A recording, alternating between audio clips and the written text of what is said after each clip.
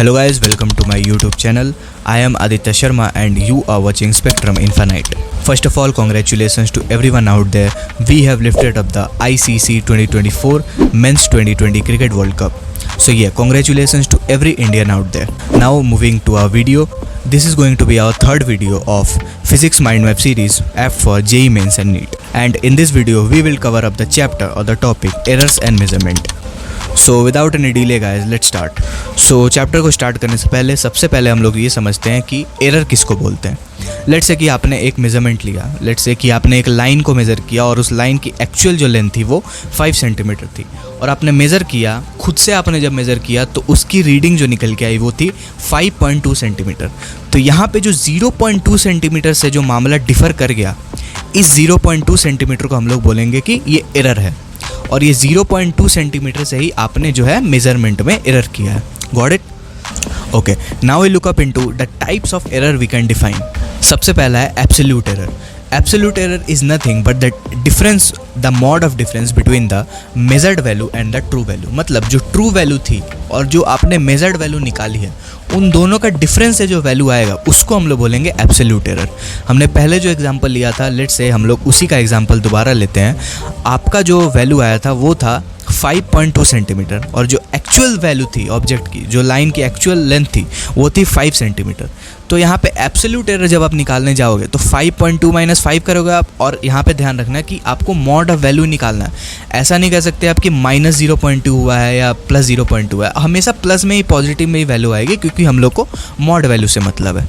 तो यहाँ पे आपका 0.2 सेंटीमीटर जो है वो आपका एब्सोल्यूट एरर है। अब हम लोग कुछ पॉइंट्स देख लेते हैं एब्सोल्यूट एरर से रिलेटेड, क्योंकि यहाँ से कभी कभार ऐसे थ्योरेटिकल क्वेश्चंस भी पूछे गए हैं और आगे भी पूछे जा सकते हैं। लाइक ये जो सेकंड पॉइंट आपको दिख रहा होगा, यहाँ पे हमने मेंशन भी किया है कि ये PYQ में पूछा हुआ है ना, प्रीवियस ईयर क्वेश्चन है। तो ये जो जितने सारे पॉइंट्स हमने यहाँ पे लिख रखे हैं वो कहीं ना कहीं NCERT से ही लिए गए हैं और आपको पता है कि NCERT से डायरेक्ट थ्योरेटिकल क्वेश्चंस पूछे जाते हैं नीट में और JEE मेंस में तो पूछे ही जाते हैं। तो सारे थ्योरेटिकल पॉइंट्स को जो इंपॉर्टेंट हमें लगे उसको हमने कंपाइल करके इट्स नोट्स में ऐड कर दिया है ताकि आप इन सारे पॉइंट्स को ध्यान रख सको।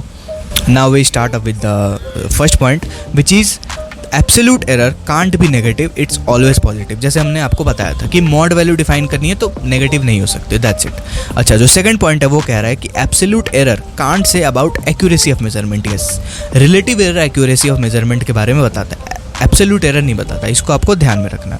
Third point says least count of an instrument is taken as an absolute error. ये बहुत इंपॉर्टेंट पॉइंट है। कभी कभार सवाल में आपको ये गिवन नहीं रहता है कि एरर कितने का हुआ है, मतलब जो मेजरिंग इंस्ट्रूमेंट्स है उससे हमने कितना एरर किया, कितना एब्सोल्यूट एरर निकल गया है, वो आपको गिवन नहीं होगा, बट आपको इंस्ट्रूमेंट बता देगा क्या है। लेट्स से कि आपको बोल दिया कि अगर वर्नियर कैलिपर से हमने मेज़र किया, ठीक है, और बाकी सारे डिटेल्स आपको गिवन है, एब्सोल्यूट एरर आपको नहीं गिवन है, तो आप समझ जाना कि वो जो लीस्ट काउंट है ना, उसी को आपको as an absolute error treat करने को बोला जा रहा है सवाल में। तो आप अपने आप से ही 0.01 सेंटीमीटर ले लेना क्योंकि वही तो है आपका वर्नियर कैलिपर का लीस्ट काउंट, ठीक है। और आप लॉजिकली सोचो ना, ये तो कॉमन सेंस है, एक इंस्ट्रूमेंट कितना एरर कर सकता है मेजरमेंट में, उसके लीस्ट काउंट के बराबर, है ना। आई होप आप लोग समझ गए होंगे। अब इन्हीं सब चीज़ों का एक एग्जांपल हमने ले रखा है कि लेट्स से कि आपने एक कोई रॉड था उसको मेज़र किया और आपने 5 रीडिंग्स ली। लेट्स से कि आपने n नंबर ऑफ रीडिंग्स ली, ठीक है, और उसके जो रीडिंग्स थे वो आपके निकल के आए L1, L2, L3, L4, L5, ये आपका चलते जाएगा LN तक, ठीक है। लेट्स से कि आपने n रीडिंग्स ली। अच्छा, तो अब आपने रीडिंग्स तो ले ली, है ना, लेट्स से कि आपने n नंबर ऑफ रीडिंग्स ले ली, बट अब आप इसके मीन वैल्यू कैसे डिफाइन करोगे। लेट्स से कि आपने n नंबर ऑफ रीडिंग्स लिया, अगर हम आपसे पूछे कि मीन रीडिंग बताओ तो मीन आप कैसे निकालोगे, जैसे एवरेज निकालते हैं। आपने जितने भी रीडिंग्स लिए सारे के वैल्यूज़ ऊपर रख दो और अपॉन में जितने बार आपने रीडिंग लिया उससे डिवाइड कर दो। हमने यहाँ पे n नंबर ऑफ रीडिंग्स लिए हैं तो लेट्स से कि L1 + L2 + L3 प्लस ये चलते जाएगा आपका LN तक, ठीक है, और आप n से डिवाइड कर दो। यहाँ पे वो n वो नंबर है जितनी बार आपने रीडिंग्स ली है, करेक्ट। ये आपकी जो है वो मीन रीडिंग निकल के आ जाएगी यहाँ से। और मीन रीडिंग यहाँ पे इम्पॉर्टेंट इतना इसलिए है क्योंकि कभी कभार आपको सवाल में ट्रू रीडिंग नहीं गिवन रहती है, ट्रू वैल्यू नहीं गिवन रहती है। लेट्स से कि आपने एक रॉड मेज़र किया और अगर आपको सवाल में ऐसा नहीं गिवन हो कि रॉड की जो एक्चुअल लेंथ है वो 5 सेंटीमीटर है, 6 सेंटीमीटर है या 7 सेंटीमीटर है, ऐसे डिफाइन ना किया गया हो, तब आप जितने बार रीडिंग्स लेंगे वहाँ से जो मीन रीडिंग निकल के आएगी, जैसे हमने यहाँ पे निकालने को आपको सिखाया, वही जो मीन रीडिंग होगी ना, आप उसको सवाल के लिए आगे के फर्दर कैलकुलेशंस के लिए उसी मीन वैल्यू को as a true value treat करोगे और आगे के आप कैलकुलेशंस करोगे। ये ध्यान रखना, बहुत बार ये 99% केसेस में ये ट्रू हो जाता है। हमने लिख भी रखा है साइड में, देखो, अगर आपको ट्रू वैल्यू नॉट गिवन है, मतलब गिवन नहीं है, तो जो मीन वैल्यू होगी वही आपकी ट्रू वैल्यू बन जाएगी। ये बहुत इंपॉर्टेंट है, ध्यान रखना। अच्छा, अगर आपको बोला जाए कि आप एब्सोल्यूट एरर निकालो, तो आप कैसे निकालोगे? तो यहाँ पे लेट्स से कि जो एब्सोल्यूट एरर है वो आपका डेल्टा एक्स है, ठीक है। अब आप एब्सोल्यूट एरर निकालने के लिए हमने क्या बताया था आपको? True value minus measured value, x true minus x measured. और यहाँ पे एक्स जो है वो कोई भी फिजिकल क्वांटिटी हो सकती है जिसके टर्म्स में आप मेजरमेंट ले रहे हो, वो मास भी हो सकती है, लेंथ भी हो सकती है। लेट्स से कि यहाँ पे लेंथ है, ठीक है। तो L true minus L measured, मतलब true length minus measure length. अब आपको तो ट्रू लेंथ गिवन नहीं है, अगर ऐसा हो सपोज कि आपको सवाल में नहीं गिवन है, तभी तो आप मीन लेंथ निकाल रहे हो, ठीक है। तो इन केस आपको ट्रू लेंथ ना गिवन हो, तो आप क्या करोगे? एक्स मीन माइनस आप जिस रीडिंग के करस्पॉन्डिंग आप एब्सोल्यूट एरर निकालना चाहते हो। लेट्स से कि आपने मीन लेंथ निकाला, लेट्स से कि वो था एक्स मीन, ठीक है, और आपने 5 रीडिंग्स लिए थे, ठीक, L1, L2, L3, L4, L5। अगर हम आपसे ऐसा बोले L1 को मेज़र करते टाइम जितना एब्सोल्यूट एरर हुआ उसको निकालो, तो आप यहाँ पे ट्रू वैल्यू रख दो, मतलब जो मीन वैल्यू है आपकी, और आप किससे माइनस कर दो? L1 से। अगर हम आपको बोले कि L2 के करस्पॉन्डिंग निकालो तो L2 माइनस कर दो, L3 के करस्पॉन्डिंग निकालो तो L3 माइनस कर दो, इसलिए हमने यहाँ पे स्लैश यूज़ किया हुआ है, ठीक है। मतलब और आपके जिसके करस्पॉन्डिंग निकालना है आप वो वैल्यू वहाँ पे रख दो और माइनस कर दो, और इसकी मॉड वैल्यू आपको लेनी है, ये बस ध्यान रख लेना, करेक्ट। दूसरा जो टाइप का एरर है वो है आपका relative error. Relative error is nothing but the division of the absolute error upon the true value और the mean value. Let's say कि आपने जो मेज़र किया था वो लेंथ आपका 5.2 सेंटीमीटर, ठीक है, और जो एक्चुअल वैल्यू है या फिर जो मीन वैल्यू, अगर आपको ट्रू वैल्यू नहीं गिवन है तो आप मीन वैल्यू निकालोगे, ठीक है। इतना तो आप समझ गए होगे अभी तक। सो लेट्स से कि आपको ट्रू वैल्यू गिवन है वो है आपका 5 सेंटीमीटर और आपने मेज़र कितना किया? 5.2 सेंटीमीटर। एब्सोल्यूट एरर कितना आएगा? 0.2 सेंटीमीटर। तो अगर आपको बोला जाए कि रिलेटिव एरर निकालो, तो आप 0.2 सेंटीमीटर, मतलब जो कि आपका एब्सोल्यूट एरर है, absolute error upon true value, तो आप यहाँ पे कैसे निकालोगे? 0.2 centimetre upon 5 centimetre, that's it. ये आपका जो है वो रिलेटिव एरर निकल के आएगा। अच्छा, फिर यहाँ पे जो सेकंड पॉइंट है वो आपका बहुत इंपॉर्टेंट है, क्योंकि ये बिल्कुल कंट्रास्टिंग है एब्सोल्यूट एरर के, है ना। यहाँ पे बोला जा रहा है कि relative error tells us about the accuracy of measurement. हाँ, एब्सोल्यूट एरर नहीं बता सकता दोस्त, मगर रिलेटिव एरर जरूर बता सकता है कि कितना आपका मेजरमेंट जो है वो एक्यूरेटली हुआ है, तो इसको आप ध्यान रखें, ठीक है। अच्छा, अब ऑब्वियस है कि जो रिलेटिव एरर होता है वो आपका यूनिटलेस और डायमेंशनलेस होता है। एब्सोल्यूट एरर आपका यूनिटलेस नहीं होता और ना ही डायमेंशनलेस होता। आप सोच के देखो, अगर आपको बोले कि वही एग्जांपल वापस लेते हैं, 5.2 सेंटीमीटर 5 सेंटीमीटर, यहाँ से अगर आपसे पूछें कि एब्सोल्यूट एरर कितना है तो आप बोलोगे 0.2 सेंटीमीटर। आपने घटाया है ना दोस्त, तो यहाँ पे तो डायमेंशन कट थोड़ी जा रही है, अभी भी वो 0.2 सेंटीमीटर ही है, क्योंकि आप माइनस कर रहे हो। बट यहाँ पे आप दोनों फिजिकल क्वांटिटीज़ के जो वैल्यूज़ हैं उनके यूनिट के साथ आप उनको डिवाइड कर दे रहे हो, तो ऊपर नीचे तो कैंसिल हो जा रहा है ना। अगर आपको यूनिट और डायमेंशंस को लेके थोड़ा सा दिक्कत हो रहा है ये चीज़ समझने में कि कैसे हमने बोला कि यूनिट और डायमेंशन लेस होगा, तो आप इस वीडियो का पहला पार्ट ज़रूर देखें जिसमें कि हमने यूनिट और डायमेंशंस को लेके बहुत अच्छे से समझाया है और आपको एक परफेक्ट माइंड मैप भी क्रिएट करके दे दिया है, ठीक है। तो सबसे पहले आप उस वीडियो को देख के तभी आपको आगे की चीज़ें समझ में आएंगी। यहाँ पे आई बटन पे शो हो रहा होगा। जो नेक्स्ट टाइप का एरर है वो बिल्कुल रिलेटिव एरर ही जैसा है, बस आपको 100 से मल्टीप्लाई कर देना। वो है कि आपका परसेंटेज एरर। लाइक जैसे हम लोग किसी चीज़ का फ्रैक्शन निकालते हैं ना कि कितना फ्रैक्शनल एरर हुआ, वो था आपका रिलेटिव एरर कि कितना फ्रैक्शनल एरर हुआ, ठीक है। अगर आप उसी वैल्यू को, ठीक है, अगर आप उसी वैल्यू को 100 से मल्टीप्लाई कर दो, लेट्स से कोई फ्रैक्शन है वो 1 से छोटा है, ठीक है, ऑब्वियसली 1 से छोटा आएगा ना। यहाँ पे अगर आप 0.2 से 5 को डिवाइड कर रहे हो तो ये तो 1 से छोटा आएगा। तो जो भी वैल्यू आएगी अगर आप उसको 100 से मल्टीप्लाई कर देते हो तो वो आपका परसेंटेज एरर निकल के आ जाएगा। परसेंटेज एरर कैलकुलेट करने के लिए सबसे पहले आपको रिलेटिव एरर कैलकुलेट करना पड़ेगा, क्योंकि इसी फ्रैक्शन को आप 100 से मल्टीप्लाई करके परसेंटेज एरर डिफाइन कर। जो टाइप का एरर है वो है आपका मीन एब्सोल्यूट एरर, मतलब डेल्टा एक्स मीन, ठीक है, और एक्स यहाँ पे कोई भी फिजिकल क्वांटिटी है, ठीक। अच्छा, अब इसकी सिग्निफिकेंस क्या है? जैसे कि हमने आपको मीन वैल्यू की सिग्निफिकेंस बताई थी। अगर आपको ट्रू वैल्यू नहीं गिवन है तो आप मीन वैल्यू को ही ट्रू वैल्यूज के जैसा ट्रीट करके आगे के कैलकुलेशंस करोगे। वैसे इस स्पेसिफिक एरर की सिग्निफिकेंस क्या हो सकती है। लाइक मीन एब्सोल्यूट एरर, क्या आपको समझ में आ रहा है कि ये कहना क्या चाह रहा है। मीन होता है किसी भी चीज़ का एवरेज, और यहाँ पे किस चीज़ का मीन लेना है, एब्सोल्यूट एरर्स का मीन लेना। लाइक लेट्स से कि आपके सामने 5 एब्सोल्यूट एरर्स निकल के आ गए, ठीक है, आपने अलग अलग निकाला। अगर आप उन 5 एब्सोल्यूट एरर्स को सम अप करके 5 से डिवाइड कर दो, मतलब क्योंकि आपने 5 बार निकाला है ना, तो 5 से अगर आप डिवाइड कर दो, एवरेज ले लो उनका, तो ये आपका जो है वो मीन एब्सोल्यूट एरर निकल के आ जाएगा। अब इसकी सिग्निफिकेंस क्या है, आप इसको यूज़ क्यों करोगे। तो पहले पॉइंट में लिखा हुआ है use when single delta x यानी कि single absolute error value is not given. हाँ, जैसे कि आपको ट्रू रीडिंग ना गिवन होने पर आप मीन वैल्यू निकाल रहे थे ना, वैसे ही लाइकवाइज अगर आपको एक स्पेसिफिक एब्सोल्यूट एरर की वैल्यू ना गिवन हो, ठीक है, तो आप अलग अलग एब्सोल्यूट एरर्स को निकाल के सारा का मीन लेके आप उसको एक सिंगल एब्सोल्यूट एरर की तरह ट्रीट कर सकते हो। हाँ, बिल्कुल सिमिलर है, आसान है समझना, बिल्कुल, है ना। अब इसको समझने के लिए लेट से कि आपने n नंबर ऑफ टाइम्स किसी चीज़ की रीडिंग ली, ठीक है, वो लेंथ भी हो सकता है, मास भी हो सकता है, हम इसमें बार बार नहीं जाएंगे, आप किसी चीज़ की भी रीडिंग ले सकते हो। और लेट से जो उसकी ट्रू वैल्यू है वो वही आपकी मीन वैल्यू है, यहाँ पे ऑलरेडी बोला हुआ है, ठीक है, और 99% केसेस में आप यही अज्यूम करोगे। तो लेट से कि जो उसकी ट्रू वैल्यू है वो आपकी मीन वैल्यू है, और उसको हम लोग लेट से कि xt बोल देते हैं, मतलब x ट्रू, ठीक। अच्छा, अब जो आपने रीडिंग्स ली वो थी आपकी x1, x2, x3, और आपने ऐसे ऐसे करके कितनी बार रीडिंग्स ली, n बार, तो आपकी जो nth रीडिंग थी वो आपकी निकल गई xn, ठीक, बिल्कुल सिंपल। अच्छा, तो अब आप एक के करस्पॉन्डिंग एब्सोल्यूट एरर कैसे निकालोगे। लेट्स से कि आपको एब्सोल्यूट एरर नहीं बोला, ठीक है, आपको सवाल में बोला ही नहीं कि इतना एब्सोल्यूट एरर निकाल रहा है, तो अब आप एक ट्रू वैल्यू को पकड़ के सारे रीडिंग्स के करस्पॉन्डिंगली आप अलग अलग एब्सोल्यूट एरर्स कैलकुलेट करोगे और बाद में उन सब का मीन करोगे, ठीक है। तो ये कैसे करेंगे समझते हैं हम लोग। सो लेट्स से कि आपने फर्स्ट रीडिंग जो ली उसकी जो रीडिंग थी वो थी आपकी x1, ठीक है। अब आप x1 के करस्पॉन्डिंग एब्सोल्यूट एरर निकालना चाहते हो, मतलब x1 को मेजर करते टाइम जितनी एरर हुई वो आपको निकालना चाहते हो। तो लेट्स से कि इसका एब्सोल्यूट एरर जो आएगा वो उसको हम लोग डेल्टा x1 कह देते हैं, ठीक। अच्छा, अब डेल्टा x1 कैसे कैलकुलेट होगा, x ट्रू माइनस आपका x1, मतलब ट्रू वैल्यू माइनस x1 की रीडिंग का मॉड, ठीक। लाइकवाइज डेल्टा x2 कैसे कैलकुलेट होगा, xt माइनस x2 का मॉड।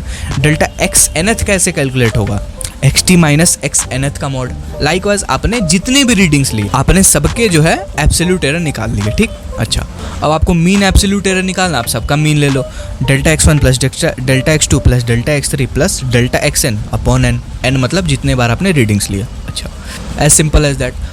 अब अगर आपको बोले कि परसेंटेज मीन एब्सोल्यूट एरर निकालो, बहुत सिंपल है, डेल्टा x मीन को यानी कि मीन एब्सोल्यूट एरर को आप ट्रू वैल्यू से डिवाइड करके 100 से मल्टीप्लाई कर दो, तो ये आपका परसेंटेज आ जाएगा। अगर आप 100 से मल्टीप्लाई नहीं करते हो तो ये आपका फ्रैक्शनल में आ जाएगा, मतलब फ्रैक्शनल एरर आएगा।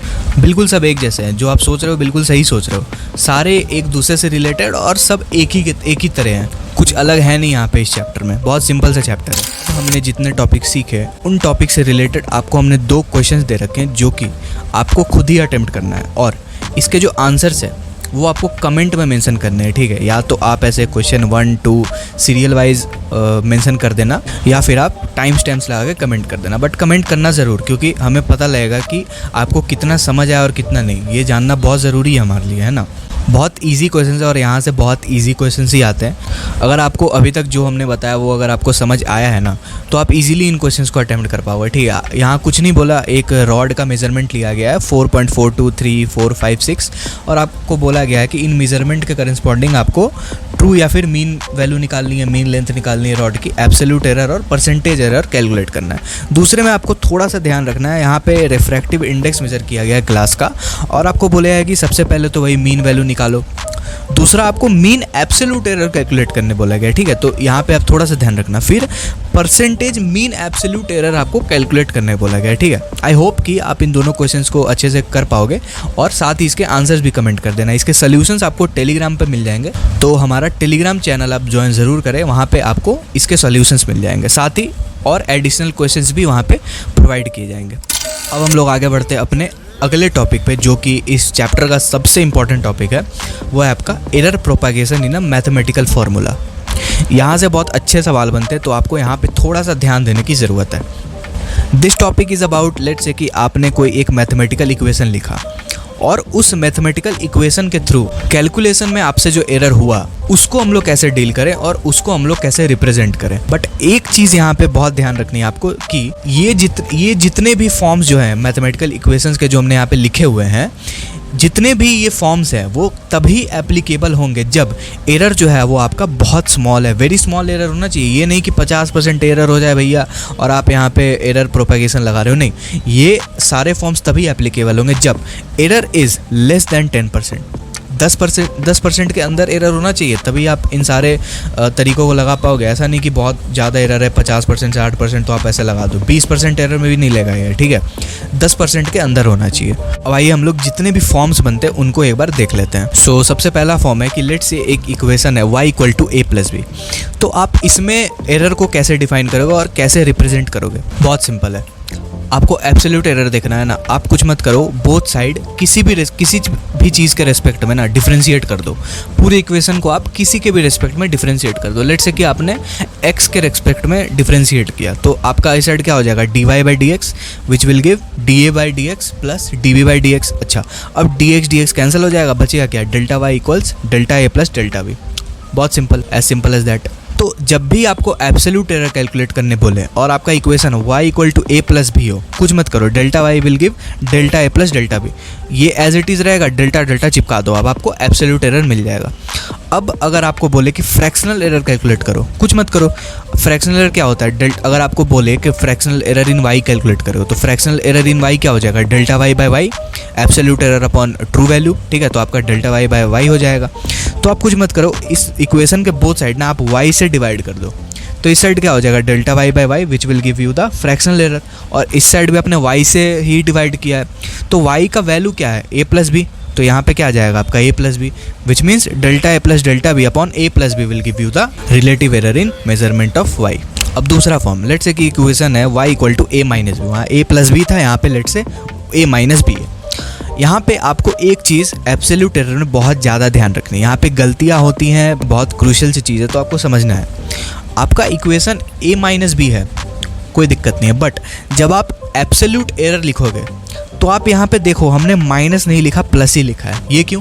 क्योंकि आप समझो आप एरर निकाल रहे हो, ठीक है। एरर कभी भी आप घटा के कम नहीं कर सकते। ऐसा नहीं होगा कि आपने 2 बार मेजरमेंट लिया, पहली बार 0.2 सेंटीमीटर आपको कम बताया रीडिंग और दूसरी बार 0.2 सेंटीमीटर ज़्यादा बताया, तो आप कह रहे हो नहीं, पहली बार -0.2 एरर मतलब कम बताया और दूसरी बार +0.2 ज़्यादा बताया, तो ये सम अप हो गए, कैंसिल हो गए और एरर नहीं बचा। ऐसा नहीं होता है, ठीक है। ये एरर है, भले ही आपको 0.2 सेंटीमीटर कम बता रहा है और 0.2 सेंटीमीटर दूसरी बारी में ज़्यादा बता रहा है, बट एरर तो एरर है। इसलिए हमने आपको कहा था एब्सोल्यूट एरर कभी भी नेगेटिव नहीं हो सकता, हमेशा पॉजिटिव आता है। भले ही आपकी रीडिंग कम क्यों ना आई हो 0.2, आप उसको -0.2 नहीं ले सकते, ठीक है। तो अगर हम आपसे पूछें कि टोटल एरर कितना हुआ दोनों मेजरमेंट में, तो आप ऐसा नहीं बोलोगे कि -0.2 और +0.2, आप कहोगे 0.2 + 0.2 यानी कि 0.4।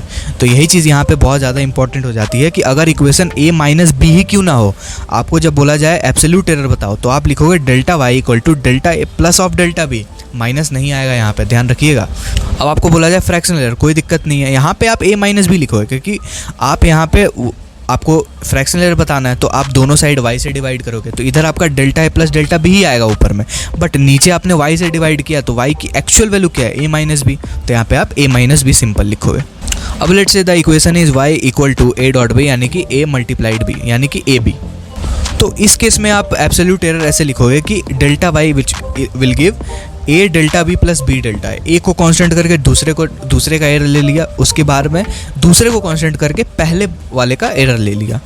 ये प्रोडक्ट रूल ऑफ डिफरेंशिएशन जैसा नहीं लग रहा है? वही तो है। आप देखो, आप समझने के लिए दोनों साइड डिफरेंशिएट कर दो x से, किसी से भी आप डिफरेंशिएट हो तो कट ही जानी है, ठीक है। आप x से किलेट से आपने डिफरेंशिएट कर दिया तो इधर बचेगा आपका dy/dx विच विल गिव। अब प्रोडक्ट रूल में हम लोग क्या करते हैं, एक को कांस्टेंट करके दूसरे का डेरिवेटिव लेते हैं, उसके बाद प्लस ऑफ दूसरे वाले को कांस्टेंट करके पहले वाले का डेरिवेटिव लेते हैं। यही तो किया है, a db/dx plus b da/dx, as simple as that. x dx cancel हो गया, क्या बचा आपका Δy which will give a∆b + b∆, simple. अब आपको फ्रैक्शनल एरर चाहिए, आप कुछ मत करोगे, बोथ साइड y से डिवाइड कर दो। इस साइड आप y से डिवाइड करोगे, y ही रहेगा। अब इस साइड जब आप ab से डिवाइड करोगे ना, तो तो ए बी ये पूरे में दोनों में कॉमन आएगा, तो आप ए बी को ना अलग अलग लिख लो। यहाँ पे आपका ए बी आ जाएगा और यहाँ पे भी सेपरेटली आपका ए बी आ जाएगा। अब देखो यहाँ से ए कैंसिल होगा, बी से बी कैंसिल होगा, तो आपका फ्रैक्शनल एरर में क्या बचेगा, delta y by y which will give delta A by A plus delta B by B. बहुत सिंपल है, आप इसको डायरेक्टली याद रख सकते हो कि अगर आपका equation y equal to A B है तो आपका फ्रैक्शनल एरर जो आएगा वो होगा आपका delta y by y will give delta A by A plus delta B by B. ये सबसे ज़्यादा यूज़फुल है, सबसे ज़्यादा काम आता है ये प्रोडक्ट वाला जो बता रहे हैं। अच्छा, अब let's say the equation is y equals A by B. अब यहाँ पे ध्यान देना, ये उसी तरह है जैसे हमने आपको a माइनस बी बताया था। अब देखो, क्या आप इसको प्रोडक्ट में लेके जा सकते हो? अगर आपका इक्वेशन a बाई बी है तो क्या आप इसको ऐसे लिख सकते हो a b की पावर -1? हाँ, बहुत सिंपल, ऊपर लेके चले गए। तो जब आप यहाँ पे एब्सोल्यूट एरर डिफाइन करोगे ना तो वो बिल्कुल सेम होगा प्रोडक्ट की तरह, मतलब delta y will give a delta b plus b delta. यहाँ पे लोचा नहीं है, बस आपको ध्यान कहाँ रखना है, आपको ध्यान रखना फ्रैक्शनल एरर में, ठीक है। अब आपको पता है कि फ्रैक्शनल एरर निकालना है तो सबसे पहले डेरिवेटिव लेना पड़ेगा, डिफरेंशिएट करना पड़ेगा, जैसे हमने आपको बताया। तो आप बोलोगे कि यार देखो पावर -1 है तो और डिफरेंशिएट करते हैं तो पावर बाहर आता है, तो यहाँ पे माइनस होना चाहिए, बट नहीं, आपको हमने पहले ही बताया यहाँ पे हम लोग एरर ले रहे हैं तो माइनस तो हम लोग नहीं कर सकते दोस्त, ठीक है। किसी भी कीमत पे भले इक्वेशन माइनस हो या ना हो, हम लोग माइनस नहीं कर सकते, आपको यहाँ पे प्लस ही करना पड़ेगा। तो आप समझ रहे हो, चाहे equation y equal to A B हो या a बाई बी हो, आप जब फ्रैक्शनल एरर लिखोगे ना तो आप लिखोगे delta y by y will give you delta A by A plus delta B by B. यहाँ माइनस नहीं आ सकता, बिल्कुल इसी की तरह है ये y equal to A minus B की तरह।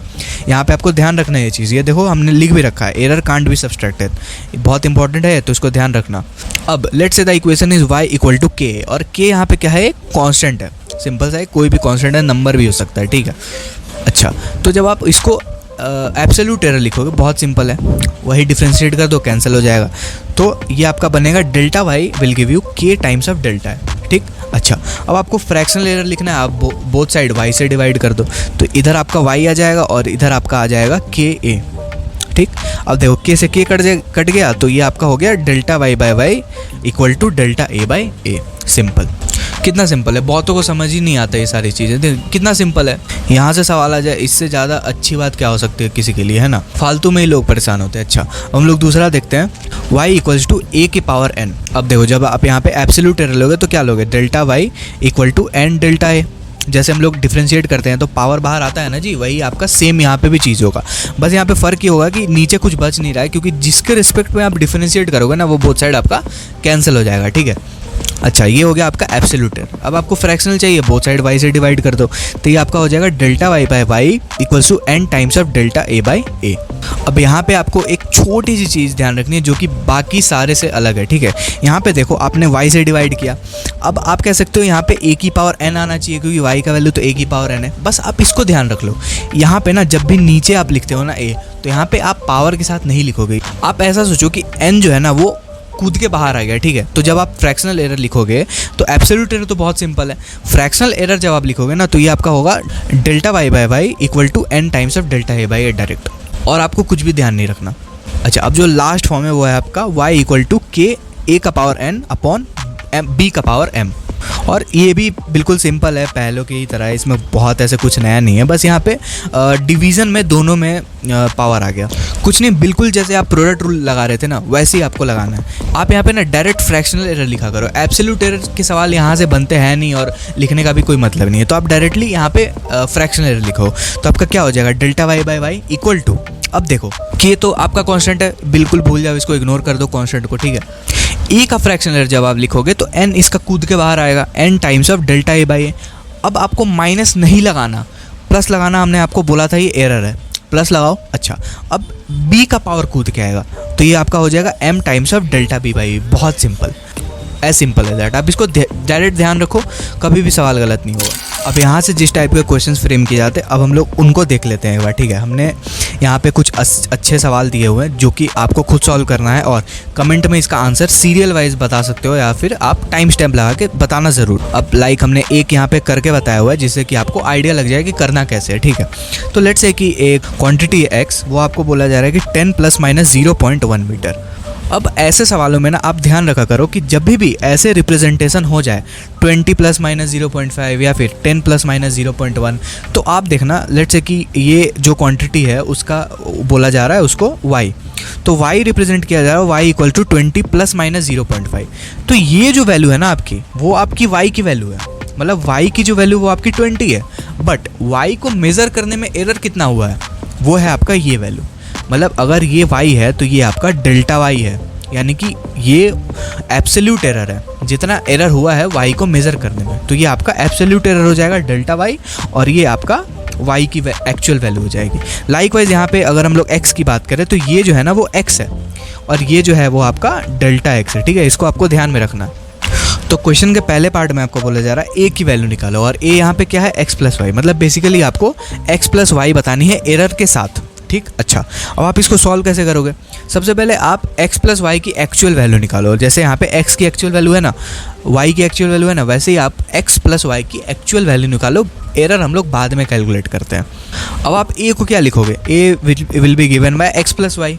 अच्छा, अब a की वैल्यू क्या आ जाएगी, x प्लस वाई, 10 प्लस 20 30। अब ये x प्लस वाई की यानी कि a की एक्चुअल वैल्यू आ गई। अब आपको डेल्टा ए निकालना है, तो हमने आपको पहले ही बताया था जब भी आप इक्वेशन ऐसे लिखोगे a equal to x plus y, तो आप इसको एरर में कैसे रिप्रेजेंट करोगे, एब्सोल्यूट एरर, तो ये आपका सिंपली हो जाएगा delta A equal to delta x plus delta y, ठीक। अब आप यहाँ पे दोनों के एब्सोल्यूट एरर्स रख दो और प्लस कर दो, तो ये आपका हो जाएगा 0.1 प्लस 0.5, तो इट विल बी 0.6। तो आपका a का वैल्यू आ गया 30 और डेल्टा ए का वैल्यू आ गया 0.6। तो आप इसको रिप्रेजेंट कैसे करोगे पता है, a will be given by 30 plus minus 0.6, as simple as that. अब लाइकवाइज आपको बाकी क्वेश्चंस भी सॉल्व करने हैं, जैसे b का वैल्यू निकालना है जो कि आपका x माइनस वाई, सी का वैल्यू निकालना है जो कि आपका एक्स वाई, डी का वैल्यू निकालना है जो कि आपका x बाई वाई, और एरर के साथ बताना है, ठीक है। तो आप कमेंट जरूर करें इसके आंसर्स। लाइकवाइज बहुत से क्वेश्चंस हमने दे रखे हैं, यहाँ पे ऑप्शंस भी दे रखे हैं जिससे कि आपको कमेंट करने में आसानी हो, आप ऑप्शंस के थ्रू कमेंट कर पाओ A B C D ऐसे, ठीक है। तो अब देखो ये अच्छे अच्छे क्वेश्चंस हमने दे रखे हैं जिससे कि आपको पूरा फंडा जो है वो क्लियर हो जाएगा जो आपने अभी तक समझा है। एक देखो लिस्ट काउंट से भी हमने क्वेश्चन दे रखा है, यहाँ पे आपको लिस्ट काउंट को ही एब्सोल्यूट एरर मानना पड़ेगा, ठीक है। उसके बाद देखो इसमें थोड़ा सा आप सोच लेना कि डायरेक्टली आप यहाँ पे एरर नहीं लगा सकते, चलो थोड़ा हिंट दे देते हैं, क्योंकि आप देखो यहाँ पे जो एरर हुआ है ना वो आपका 50% है, ठीक है। तो आप यहाँ पे डायरेक्टली एरर प्रोपागेशन मत लगा देना, यहाँ पे वो चीज़ नहीं लगेगी। इसीलिए हमने ये सवाल दे रखा है कि आप जब भी इस नोट्स को रेफ़र करो ना अपने रिवीजन के लिए, तो आपको खटाक से क्लिक करें कि हाँ ये जितने इक्वेशंस है, ये जितने फार्मूलाज है, आपको कहाँ पे लगाने हैं और कहाँ पे नहीं लगाने, लाइक आप यहाँ पे नहीं लगा सकते हो। तो आप जब भी रिवीजन करने आओगे आपको ये हिट करेगा बात सारी, ठीक है। तो आप एग्ज़ाम में गलती नहीं करोगे अपने फाइनल एग्ज़ाम में।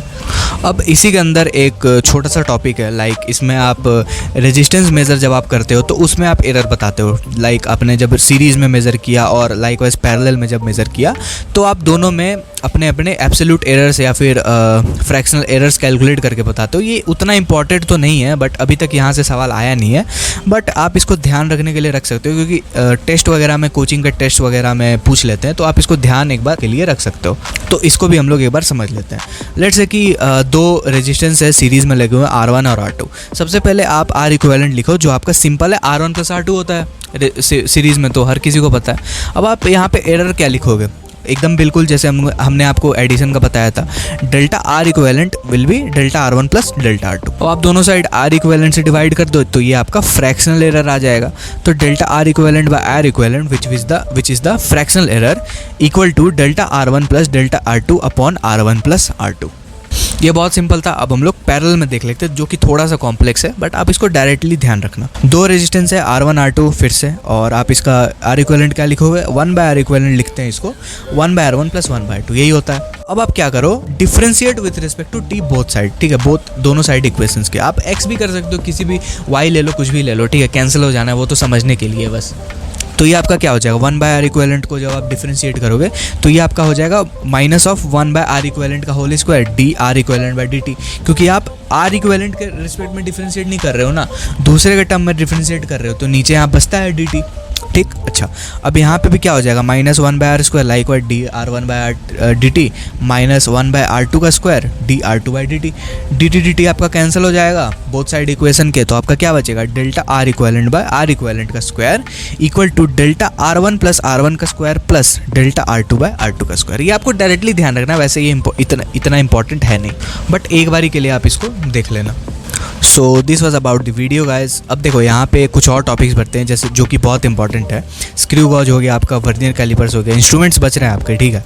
तो हम उसको क्या करेंगे, एक दूसरे वीडियो में कवर कर देंगे, क्योंकि ऑलरेडी वीडियो थोड़ा सा लंबा हो चुका है, 25-30 मिनट का हो ही चुका है, तो और ये वन शॉट है, तो समय की थोड़ी सी कमी होती है, तो इसको कवर करने के लिए हम एक दूसरा वीडियो अपलोड कर देंगे, ठीक है। तब तक आप यूनिट एंड डायमेंशंस पूरा रिवाइज करो, वेक्टर्स हमने करवा दिया उसको रिवाइज करो, ठीक है। यहाँ पे जितने क्वेश्चंस दिए गए हैं, वेक्टर्स के क्वेश्चंस हमने एडिशनल क्वेश्चंस ऑलरेडी टेलीग्राम पे डलवा दिया, आप उन सबको सॉल्व करो, ठीक है। फिर इसमें जितने क्वेश्चन दिए गए हैं आप उसको सीरियल वाइज कमेंट सेक्शन में मेंशन करो, हम देखते हैं कितना आपको समझ आया कितना नहीं। और तब तक हम कोशिश करेंगे जल्द से जल्द स्क्रू गॉज और वर्नियर कैलिपर्स की भी वीडियो अपलोड कर दे, ठीक। तब उसके बाद हम लोग काइनेमेटिक्स में मूव कर जाएंगे।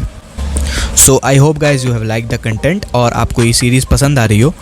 अगर आपको कुछ सीखने को मिल रहा है तो अपने दोस्तों को भी शेयर करें, जिससे कि उन्हें भी फ़ायदा हो।